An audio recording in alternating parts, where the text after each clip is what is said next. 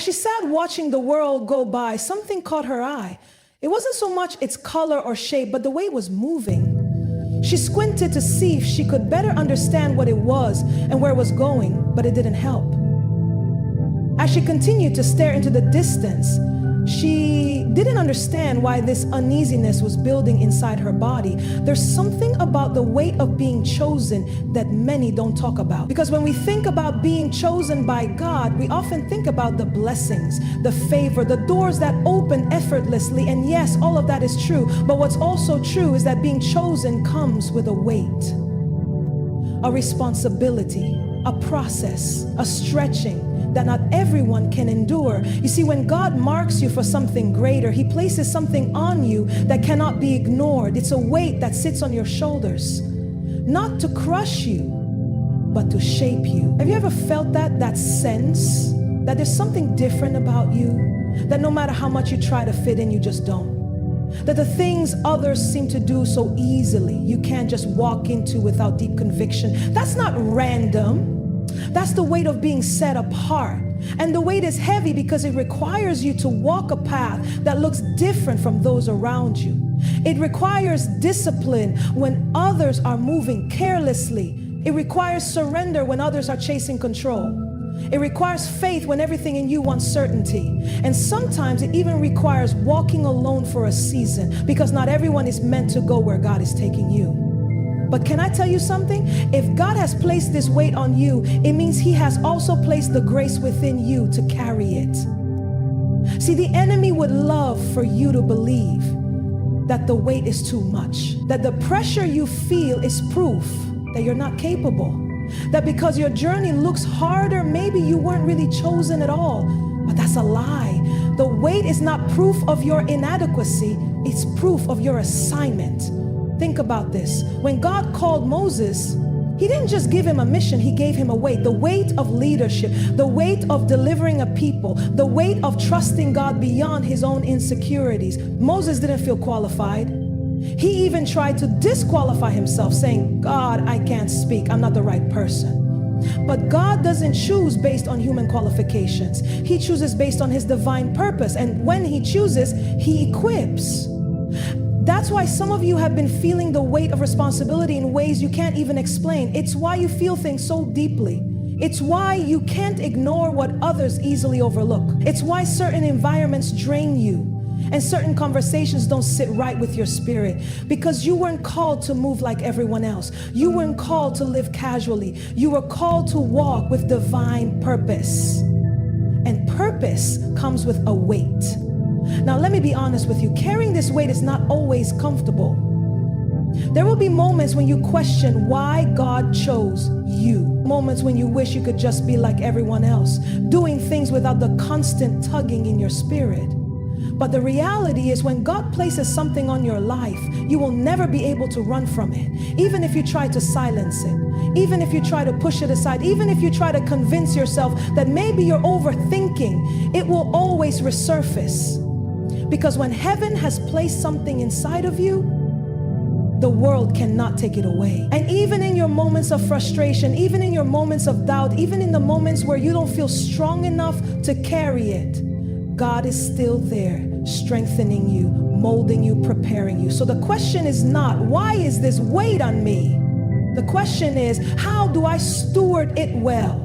Because the weight is not meant to burden you, it's meant to shape you into the person God has called you to be. And when you embrace it, when you stop fighting against it, when you stop seeing it as a punishment and start seeing it as preparation, everything changes.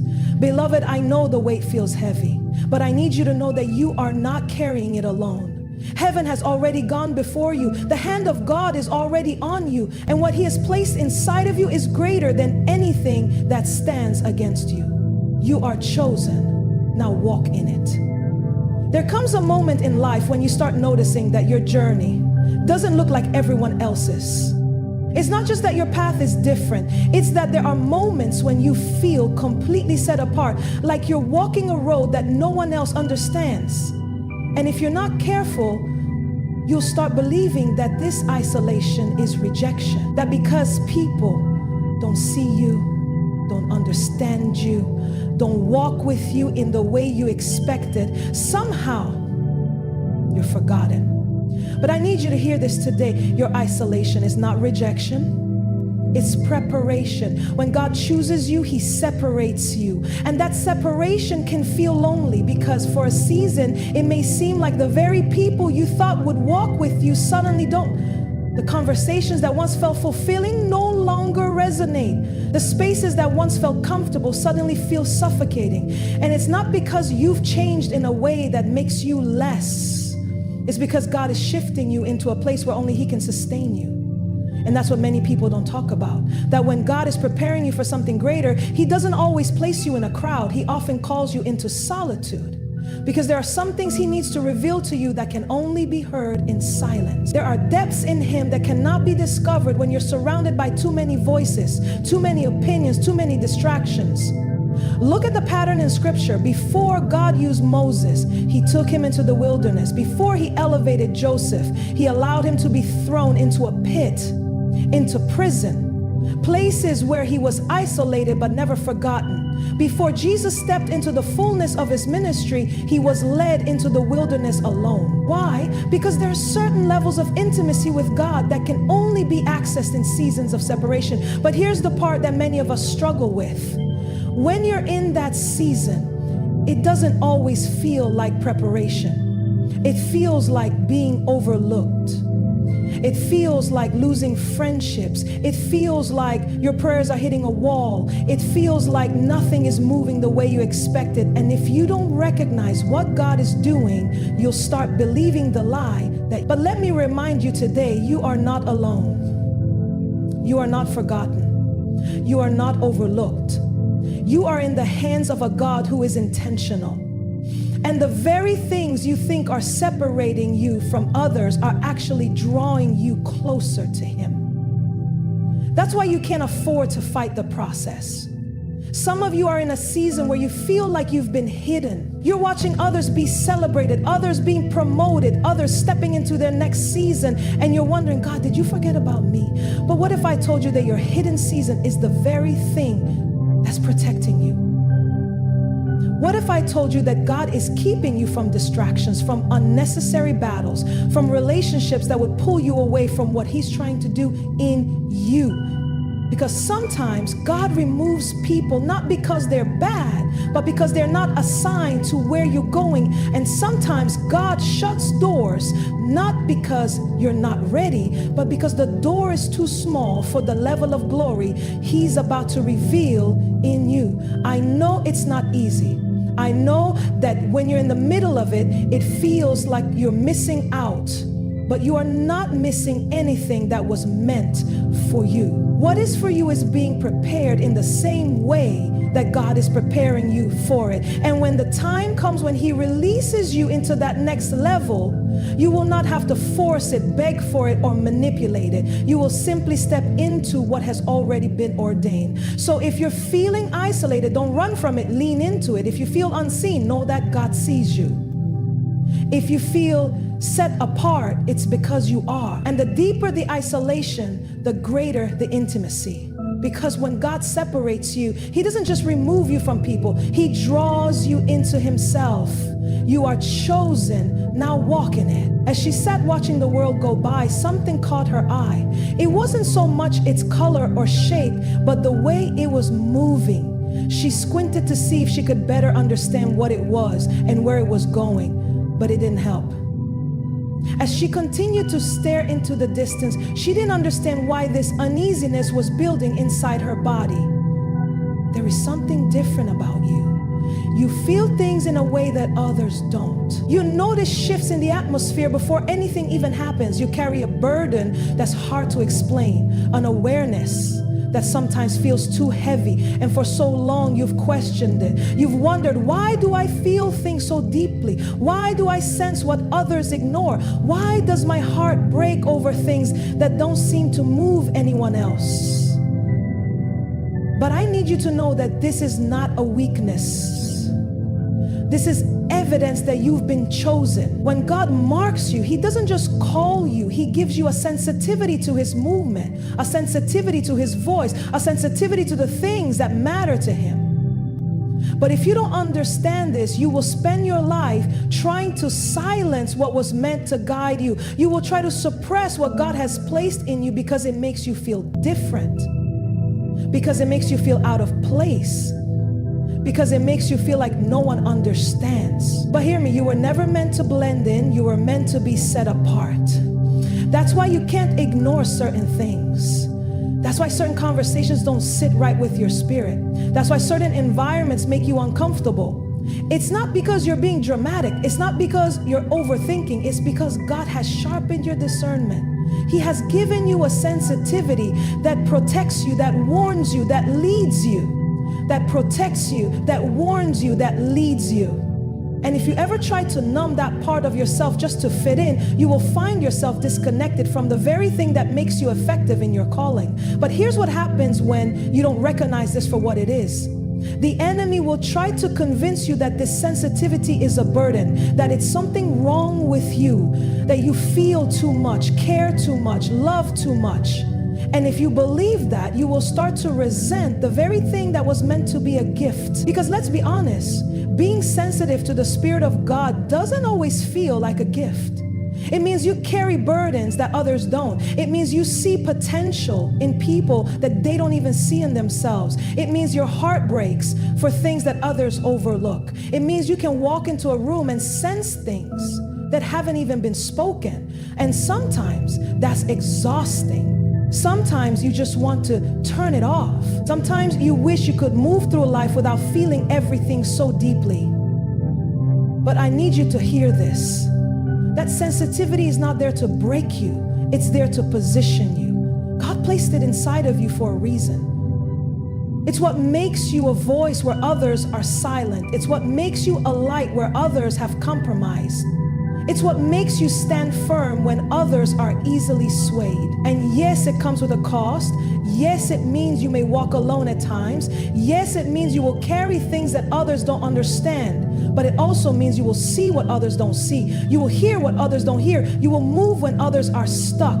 That's why you have to protect this sensitivity. Because if the enemy can't stop you from being chosen, he will try to get you to despise what comes with it. He will try to make you shut down. He will try to convince you that it's easier to ignore what you feel than to embrace it. But that's not your portion. You were never meant to walk through life numbing yourself just to be accepted. You were never meant to suppress what God has placed inside of you. So what do you do when the weight of this sensitivity feels like too much? You surrender it to God. You let Him teach you how to carry it. Because you were never meant to hold it on your own. And when you learn how to steward it well, you will see that what once felt like a burden is actually the very thing that sets you apart for His glory. You are chosen, now walk in it. The battle is always in the mind. Before the enemy attacks anything else, he attacks your thoughts. He plants doubts, fears, insecurities, anything to get you to question what God has already spoken over your life. Because if he can control your mind, he can control your movement. If he can make you second guess yourself, he can make you delay what God has already given you permission to walk in. If he can make you feel unworthy, he can keep you from receiving what has already been made available to you. And this is why for those who are chosen, the battlefield is not always external, it's internal. It's the thoughts that creep in when no one is around. It's the feelings of inadequacy that rise up even after you've seen God move before. It's the cycle of doubt that makes you wonder, did God really choose me? Am I really equipped for this? What if I fail? You have to understand that the enemy is strategic. He doesn't waste time attacking what is not a threat. So if your mind has been under attack, it is because there's something inside of you that he desperately wants to silence. He wants to make you feel like you are stuck when in reality, you are standing at the edge of something great. He wants to exhaust you with thoughts of fear so that you never step into the fullness of what God has for you. But here's what I need you to understand. You do not have to accept every thought that enters your mind. Not every thought is yours. Not every feeling is truth. The moment you allow every lie to take root is the moment you begin to live beneath the authority you have been given. And if the enemy can get you to believe a lie, he doesn't have to take anything from you. You will surrender it willingly. This is why you must guard your mind with truth, because feelings will shift, but truth remains. Your emotions may tell you that you are not enough, but truth says that you are more than a conqueror. Your thoughts may try to convince you that you are forgotten, but truth says that before you were formed in the womb, God knew you and set you apart. Your fears may say that you will fail, but truth says that he who began a good work in you will bring it to completion. But the question is, what are you feeding your mind? Because whatever you feed will grow. If you constantly feed yourself doubt, fear, and negativity, that is what will take root in your life. But if you feed yourself with the word of God, with his promises, with his truth, then that is what will sustain you when the battle comes. This is not about pretending that struggles don't exist. This is not about ignoring emotions. This is about recognizing that feelings are not the final authority. God is. And sometimes you will have to stand on truth even when your feelings don't align with it. You may not feel strong, but the truth says that his strength is made perfect in your weakness. You may not feel qualified, but the truth says that God does not call the qualified, he qualifies the called. You may not feel like you have what it takes, but the truth says that greater is he that is in you than he that is in the world. So you have a decision to make. Will you allow your mind to be a playground for the enemy?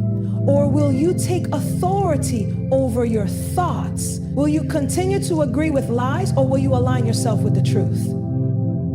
Because what you believe will shape how you move. And if the enemy can get you to see yourself as small, you will live small. Even when you were called to something great,